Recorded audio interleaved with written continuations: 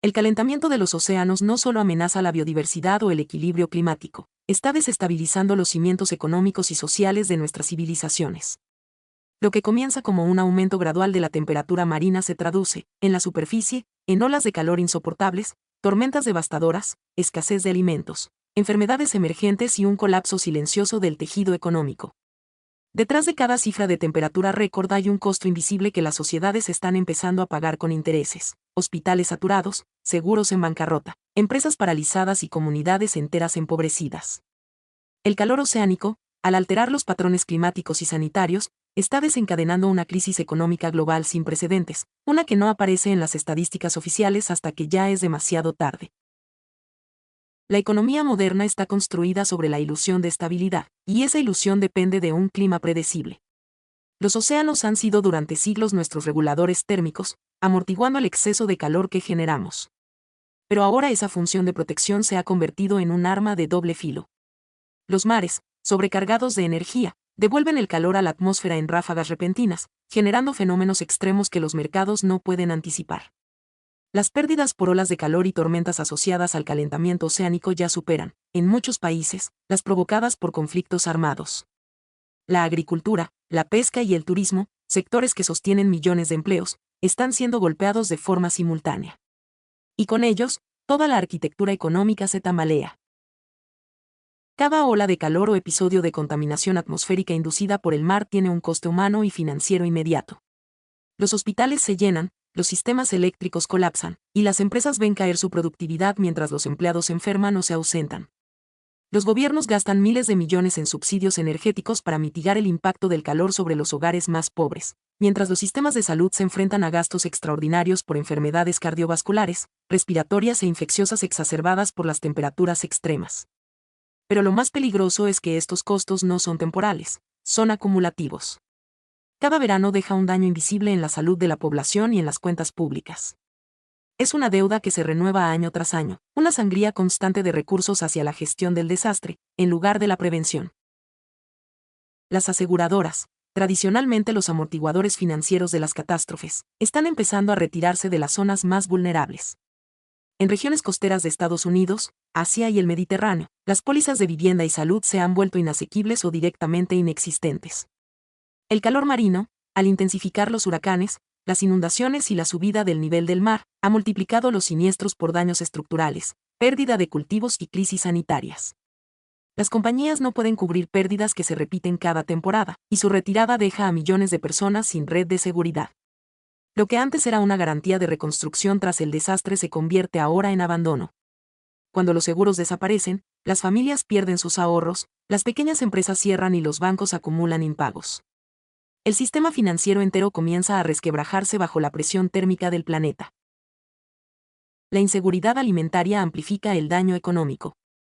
El calentamiento oceánico altera las corrientes que regulan las lluvias y las cosechas, provocando tanto sequías prolongadas como inundaciones súbitas.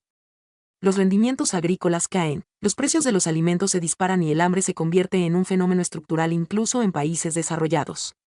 Esto no solo genera sufrimiento humano, sino también inflación persistente, migraciones masivas y tensiones sociales. En algunas regiones costeras, las comunidades pesqueras que durante generaciones vivieron del mar se enfrentan a la ruina total, los bancos de peces desaparecen, las aguas se acidifican, y los costos del combustible para pescar más lejos aumentan sin control. Cada desaparición de una especie o cada colapso de una pesquería representa miles de empleos perdidos, ingresos evaporados y familias que se ven obligadas a emigrar. El océano caliente no solo mata ecosistemas, también destruye economías locales. Los gobiernos intentan contener el daño con medidas reactivas, subsidios, ayudas de emergencia, reconstrucción de infraestructuras. Pero el costo de mantener este modelo es insostenible. Las catástrofes inducidas por el calor oceánico consumen una parte creciente de los presupuestos públicos, desplazando la inversión en educación, innovación o vivienda.